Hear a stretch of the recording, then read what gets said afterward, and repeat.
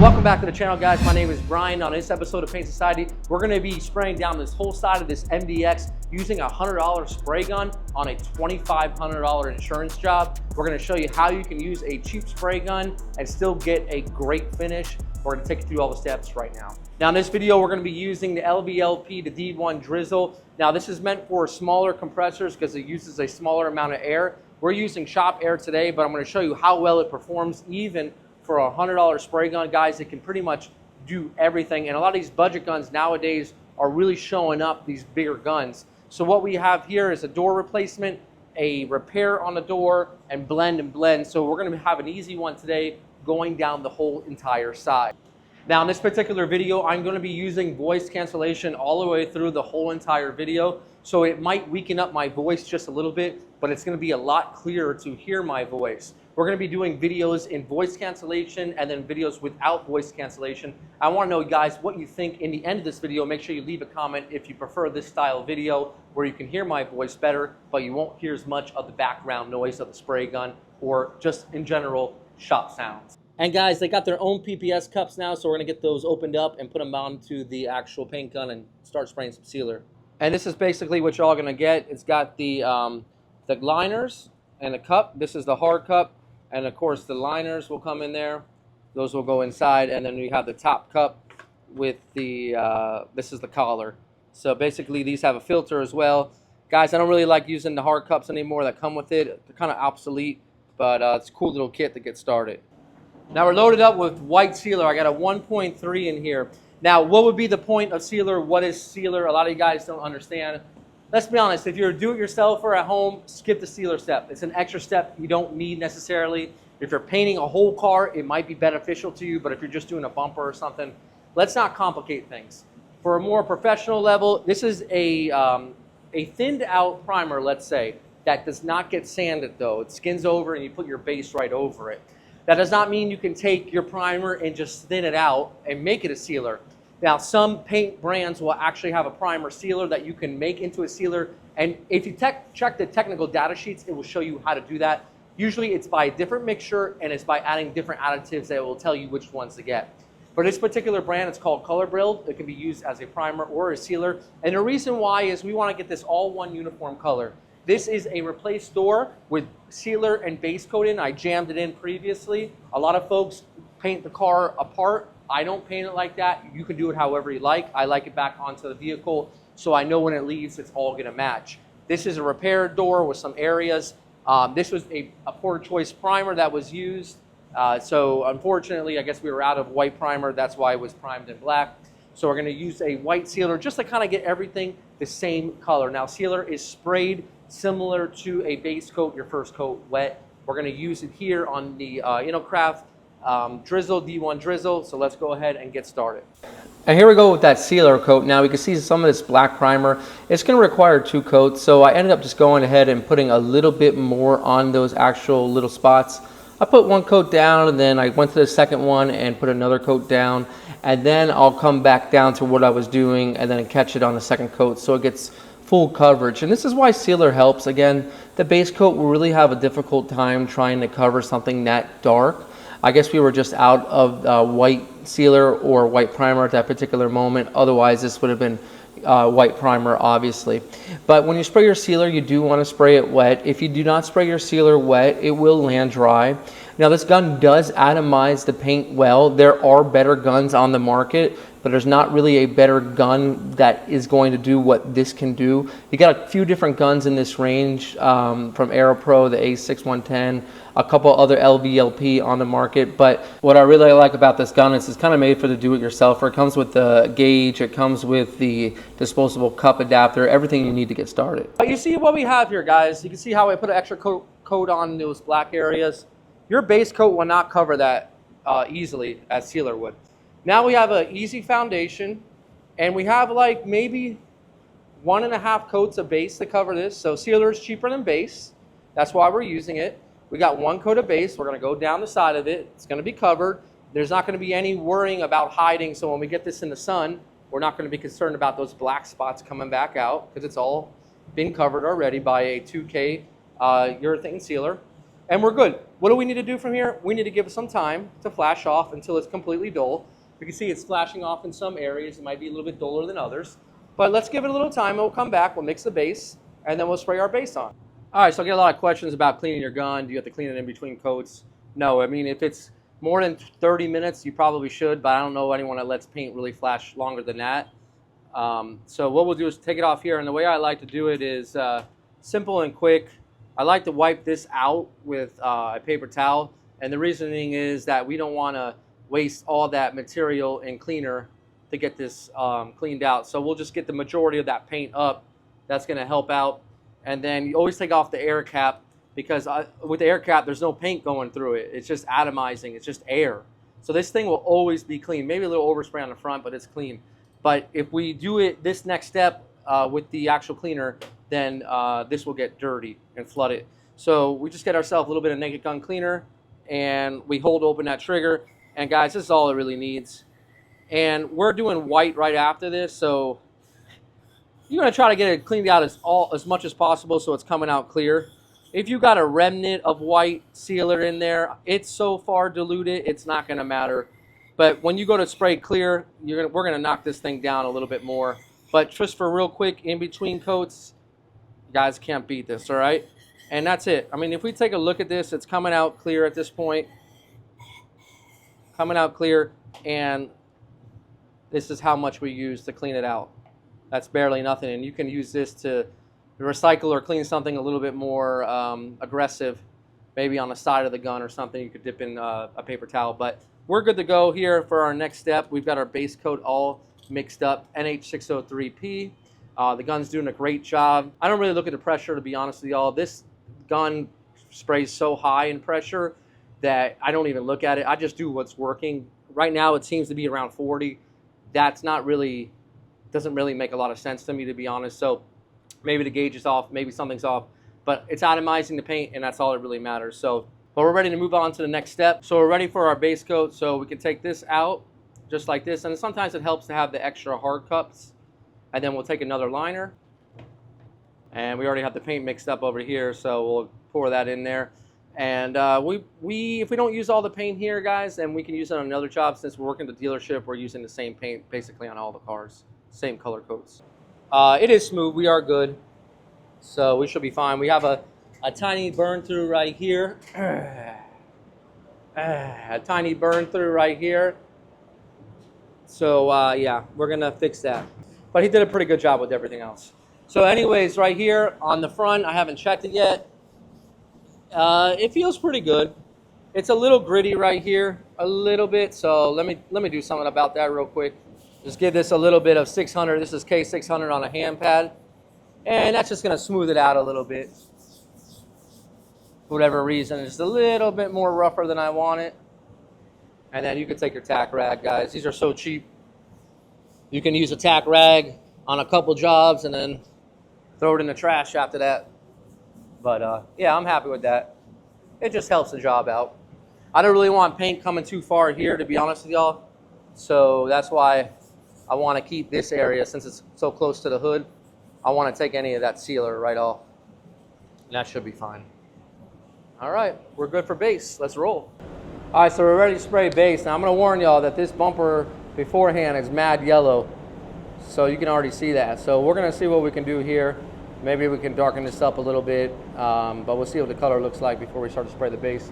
We're all ready to go here. We got our new disposable cup on there. We're ready to spray one coat, see how it covers. Now as we spray our base, we're just going to go ahead and get it all covered. Now on this particular scene, we turned off the noise cancellation. I'm going to tell you, in some of the clips that I've watched, it just really muffles and distorts the voice at certain angles, depending on where the mic is being held. So keep that in mind when you're watching this video, what you really think, and weigh in on the comments and let me know. Now, as I'm spraying this down, I'm like, there's an issue with this car because I jammed it in. The paint code is NH603P. This car also comes the same model, NH883P. But the funniest thing is, this car with these particular wheels only came in that newer model. When I jammed in the door, it was way too yellow, and I said, something's weird here. I end up mixing 883P, and it matched the jam really well. I mean, the jam is the jam. They don't even think they come with pearl anyways. So here on this one, I used a lighter variant of 603, and I'm telling you, let's just take a watch and see what this looks like, and let's listen to my thoughts right here on the scene. So that's going to be good for our first coat here. You can see we started from the top down, which I usually don't do, but I want to kind of keep it controlled in this area and then bring it down. The color's looking a little bit darker, but once it flashes off, let's see if it flashes off a little bit lighter. If we need to make any adjustments, we will, but main thing is let's let it flash. All right, so I'm looking at this, and usually this color don't have this problem, but it's looking a little bit yellow. So advantage of having a mixer toner system on deck is that you can tint the color a little bit. I mean, I could take the color all the way to the end, but I don't want to have like yellow, white, and the rest of the car white. So I just need to lighten up the color. So I put a little bit of more 120 in there. Lighten it up and see what it does here. So I added probably about maybe 1 ounce of that K120, and I really didn't do any spray out after that. I just like to look at it on the car and see what it looks like. That'll work better than any spray out, to be honest with y'all. All right, so that extra white really did help out. You can see it's looking a lot better. Guys, you got to remember, we're going to be adding pearl on top of it, so it's going to get a little bit yellower. And I'm happy I'm doing the whole side. Originally, we weren't going to do the whole side. We're going to blend into the door, but we found some chips here, so I'm like, you know what? Let's do the whole side. Let's make sure it all matches one color. And for the fender, just to scuff it up, no big deal. Now I know I'm not trying to lose my blend in a big door on a side tone. Going to look wrong, you know, so at least I can have the whole blend. They call this a Texas blend. End to end. That's what I heard. It's a Texas blend. We're not going all the way to the edge there. We're just about at the edge there. So time for pearl. We're going to do the same thing that we did to clean it out, and then we'll add our pearl. So one of the main reasons why I wanted to make this video on this gun, or any gun for that matter, is because a lot of you amateurs or do-it-yourselfers are thinking you got to buy like 3 guns, and you don't. You need to buy 2 guns, one for primer and then one for sealer, base, and clear.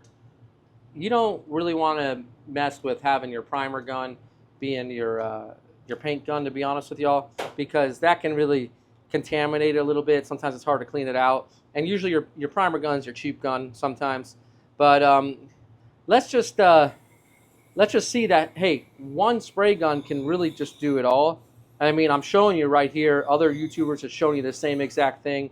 You can do the same exact thing that I'm showing you or that they're showing you, and then we're getting the same results. So I don't want y'all to have to go spend a lot of money on spray guns. I mean, if you're a do-it-yourselfer, please don't go spend $600-700 on a spray gun.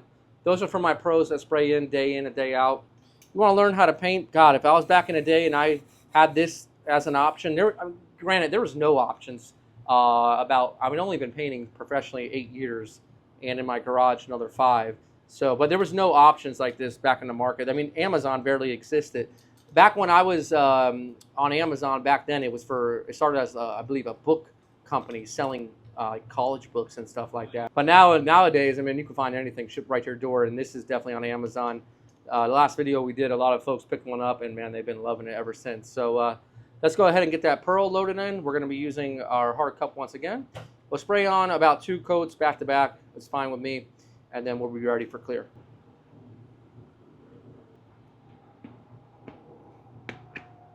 All right, so over here on the pearl side, we're going to take the pearl just about to the edge here, to be honest with you. There's no point. I got white right into this area. As we look at the color a little bit closer, we can see that this is a really good match once we added that extra white into the paint.